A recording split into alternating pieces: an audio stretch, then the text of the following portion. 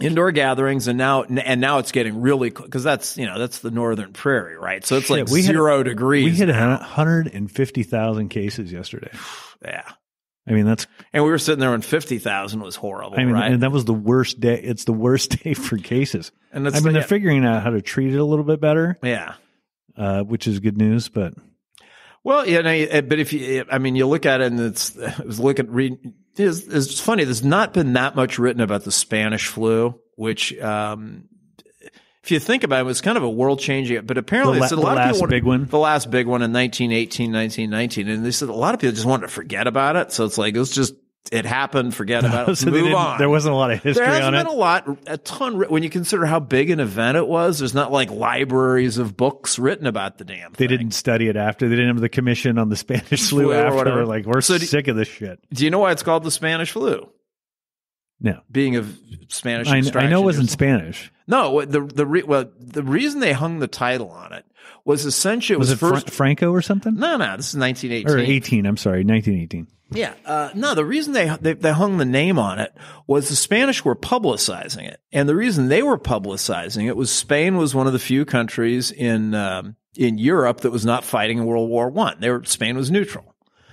And so because they were neutral, they didn't have military censorship. So it was running amok in Germany, in France, and Britain. But the last thing any of those countries wanted to do was let the enemy know that people are dropping like flies. So there's military censorship. So they're not saying, flu? What flu? It's like flu. Like a free press thing then. Yeah. So, but in Spain, they didn't have that pressure. So like, oh yeah, there's some flu running rampant and it's killing people. They're dropping like flies right and left, blah, blah, blah. And it's like, holy crap. So then it became the Spanish flu. But they think the first, one of the first cases, or at least that have been sort of reported on, was actually in Kansas. Oh. And it started spreading through. Well, it's not the Kansas flu. Yeah, and they don't call it the Kansas flu, which they probably should. That was another big misinformation drives me insane. But, like the New York getting hit, San Francisco getting hit early on COVID is because they're the international ports of entry. Right, yeah. You got people coming from all over the world. So, of course, it's not going to hit North Dakota first. But no, the Kansas, so it was spreading through military bases, right? You have all these guys at very close quarters, stacked on top of each other in bunks or their beds right next to each other, training together all day, working together the whole bit. And one guy, runs rampant from barracks to barracks, and they don't really know. Well, it's amazing how what's the easily transmitted? Yeah, the smart doctor people have a name for that. Yeah. Infection, its ability to infect a group of people. Right. There's that choir in Utah. Yeah. Oh yeah, exactly. It was like 60 out of 80 people got it. So actually, I could say I owe my existence to the Spanish flu. Really? Genetic makeup. How was that possible? Yeah, how was that possible? Yeah, I was not born in 1918. So my mother's mother was in 1918 grew up in Walla Walla, Washington, Eastern Washington, and had married a guy. I don't know. Some years prior, because my uncle was a guy by the name of Charles Campbell, if you want to be specific. Okay.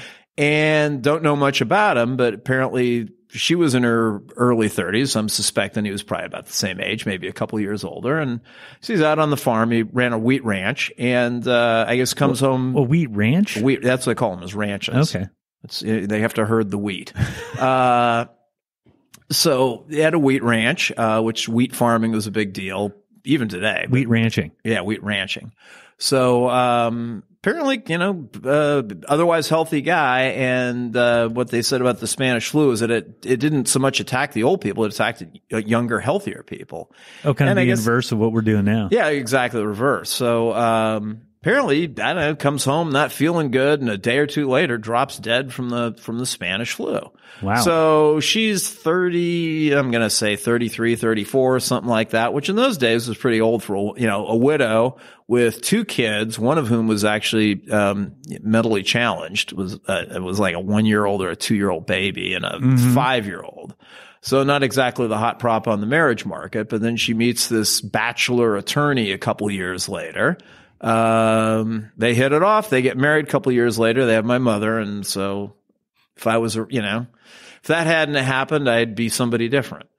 Well, there was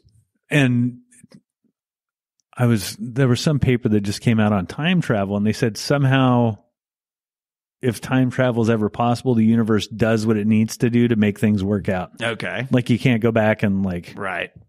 Screw up the future. Yeah. That'd be a good, that's a Twilight Zone episode. It's a Twilight Zone series, I think. But the Spanish flu. Yeah. So the Spanish flu killed your great grandmother's. No, it'd be my grandmother's first husband. Your grandmother's first husband. Oh. So, yeah.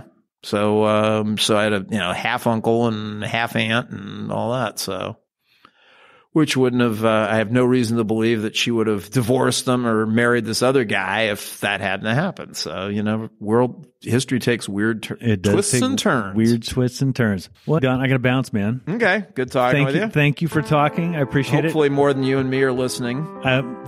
Hopefully. At some point. Are you up for doing it again? Sure. All right.